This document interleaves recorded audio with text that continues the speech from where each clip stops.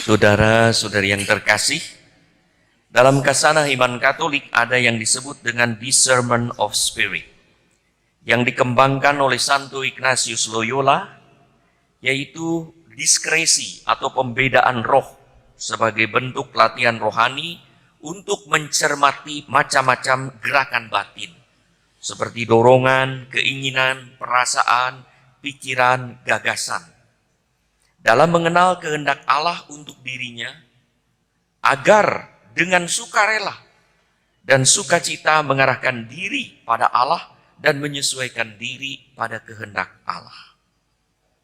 Agar diskresi rohani ini berjalan baik, seseorang dituntut untuk terbuka pada roh Allah, pada dorongan dan bimbingan roh Allah, agar tidak terkecoh pada gerakan roh jahat yang seringkali tampil dalam rupa dan cara yang baik, bagaikan serigala berbulu domba atau iblis bersayap malaikat. Itulah yang dicermati oleh Yesus di dalam diri Petrus, yang seakan-akan hendak membela Yesus, menjauhkan Yesus dari penderitaan dan kematian.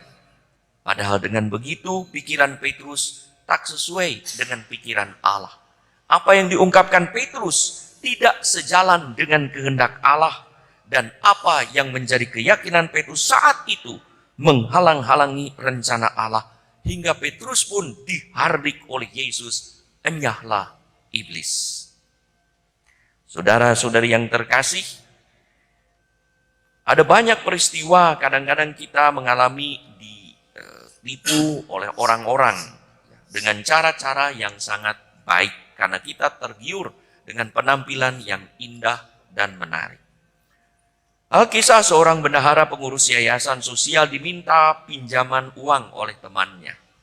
Tentu ia berkata, saya tidak punya uang. Bagaimana kalau pakai uang yayasan? Tidak bisa uang yayasan. Dia bilang, tidak, saya jamin seminggu saya kembalikan. Saya pinjam 10 juta, nanti saya kembalikan 2 kali lipat dalam seminggu. Dia ragu, tapi diyakinkan oleh pengurus lain. Ya, kalau untung kan berguna juga untuk yayasan dalam pelayanan yang lebih baik. Kasih saja, kasih 10 juta. Diberi pinjam 10 juta.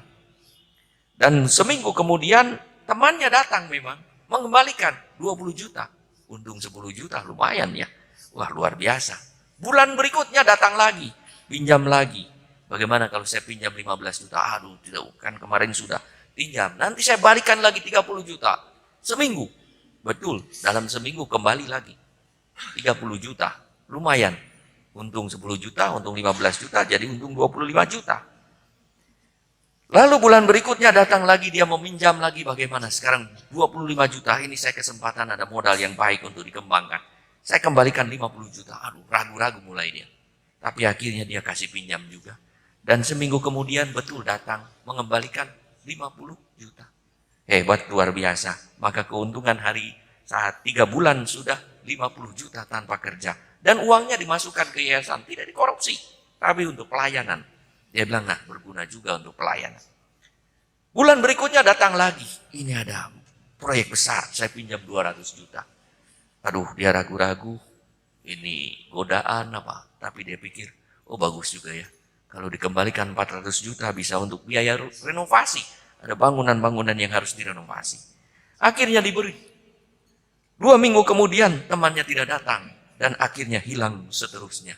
Yayasan pun rugi 150 juta. Itulah godaan dan gerakan iblis yang seringkali tampil seperti membawa untung, tapi justru menghasilkan kebuntungan. Saudara-saudari yang terkasih, kata iblis berasal dari bahasa Ibrani, Satan, yang berarti lawan. Yang diambil dari kata kerjanya adalah melawan, menentang, menghalang-halangi. Maka Yesus menyebut Petrus sebagai iblis, setan, Satan, karena Petrus menjadi juru bicara setan dalam melawan Yesus, menentang rencana Allah, dan menghalang-halangi karya keselamatan melalui wafat dan penderitaan Yesus. Petrus kaget, setengah mati, disebut setan. Belum pernah kan disebut setan? Mungkin ia berpikir, guru, maksud saya baik, kenapa saya dimarahi? Saya bukan setan, saya muridmu. Saya bukan mau menjerumuskan, tetapi justru mau menyelamatkan guru dari malapetaka. Saudara-saudara, setan muncul dalam pikiran Petrus yang baru saja mengakui kemesiasan Yesus. Maka mana mungkin pikiran jahat dan omongan jelek keluar dari orang yang baru saja mengakui Yesus sebagai Mesias yang kita baca dalam Injil minggu yang lalu. Setan cerdik, menggunakan banyak cara untuk mengelabui manusia. Lihat saja waktu Yesus digoda di padang gurun setelah berpuasa 40 hari 40 malam dalam keadaan lapar, setan tahu mana yang dibutuhkan Yesus, yaitu makanan. Maka setan menggoda, jadikanlah batu ini menjadi roti. Apa salahnya mengubah batu menjadi roti? Bagus, bukan? Salahnya adalah yang menyuruh setan. Padahal Yesus adalah putra Allah yang hanya menuruti perintah Allah dan mendengarkan Allah. Maka Yesus setia kepada sabda Allah dengan berkata, manusia bukan hanya hidup dari roti, tetapi dari setiap firman yang keluar dari Allah. Matius 4:4. Dan hari ini adalah hari Minggu Kitab Suci. Kita pantas juga senantiasa mendengarkan sabda Allah, diingatkan kita bukan hanya hidup dari roti saja dari makanan, tapi dari setiap sabda Allah yang kita baca dalam Kitab Suci. Lihatlah juga apa yang dilakukan iblis saat menggoda Hawa. Bagaimana ia membalikkan fakta. Hingga Hawa melihat bahwa pohon di tengah taman itu disebutnya dalam kitab Kejadian baik untuk dimakan dan sedap kelihatannya. Lagi pula pohon itu menarik hati. Begitu dimakan, manusia pertama itu langsung menerima akibatnya. Dosa, malu, bersembunyi dari Allah, menjauh dari Allah, hingga diusir dari Taman Firdaus. Saudara-saudari yang terkasih, untuk melawan gerakan setan dan mencermati bisikan iblis, Yesus mengajak para muridnya untuk mengikutinya. Pertama, dengan cara menyangkal diri, yaitu melawan keinginan daging, nafsu, naluri yang mudah tergoda pada hal-hal yang menarik tanpa bijaksana mencermati, yang agar tetap setia pada gerakan suara hati dan bisikan roh ilahi.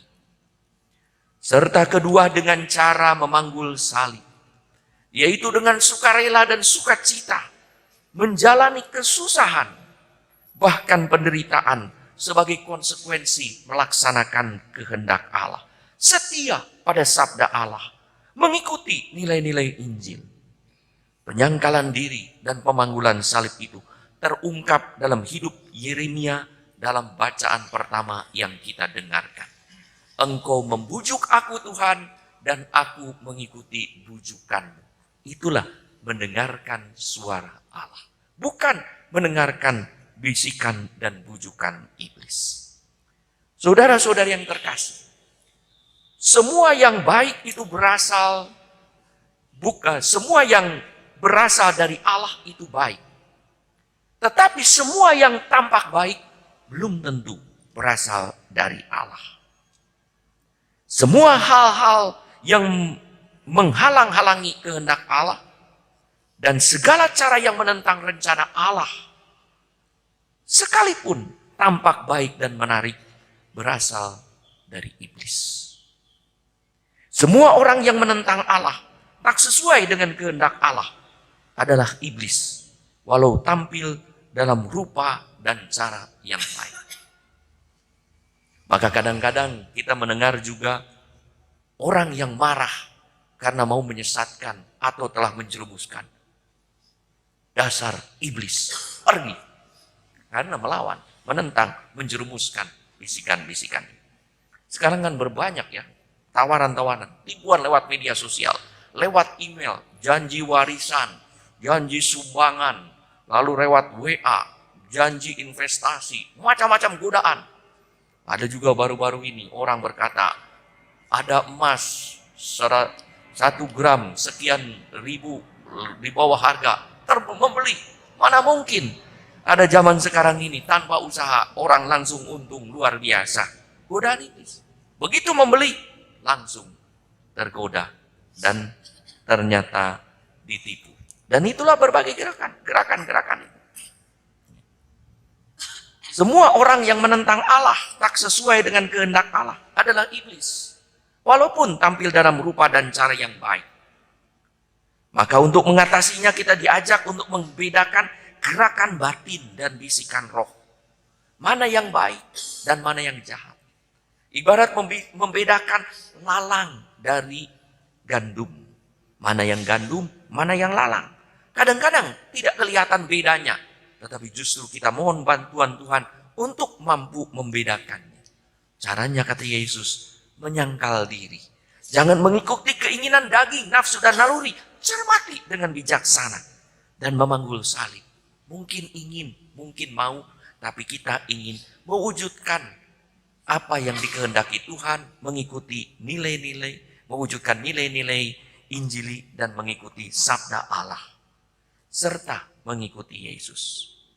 Mari saudara-saudari, bersama Yesus kita mohon rahmat agar kita berani menghardik semua yang menghalangi kehendak Allah dan menghalangi misteri keselamatan Allah dengan berkata, enyahlah iblis. Mungkin kita tidak sekasar itu. Maka teguran Yesus nyala iblis kepada Petrus bukanlah maki-makian, tetapi teguran kasih untuk mengembalikan Petrus, karena Petrus adalah pemimpin para murid. Kita bisa berkata dengan tegas, nyala iblis. Kepada berbagai hal yang menggoda kita. Mungkin tidak dengan tanpa memaki, tetapi dengan cara. Ada email, ada WhatsApp, ada SMS yang menipu, kita langsung mendelete-nya tanpa menanggapinya dengan dalam hati, delete, nyahlah iblis, tanpa kita menyakiti orang, ya. Nyahlah iblis. Maka kalau kita juga melawan kehendak Allah, mungkin Tuhan juga berkata, nyahlah iblis. Jadi siapapun hati-hati. Bisa dalam diri saudara, bisa dalam diri orang-orang kudus, bisa dalam diri presbiter, pemasmur, asisten imam juga bisa digoda, imam juga, uskup juga. Mungkin kalau uskup juga, nyahlah iblis. Bisa. Makanya hati-hati. Tuhan berkata, nyahlah. Maka setiap orang yang menentang, melawan, tidak mengikuti kehendak Tuhan, Tuhan berkata, nyahlah iblis. Mungkin iblisnya masih kecil-kecilan, nyahlah setan kecil. Mari kita menyangkal diri, memanggul salib dan mengikuti Yesus, sehingga kita sungguh mampu bersama-sama dengan Tuhan berkata kepada setiap yang menghalangi rencana dan kehendak baik Tuhan dengan berkata, enyahlah iblis.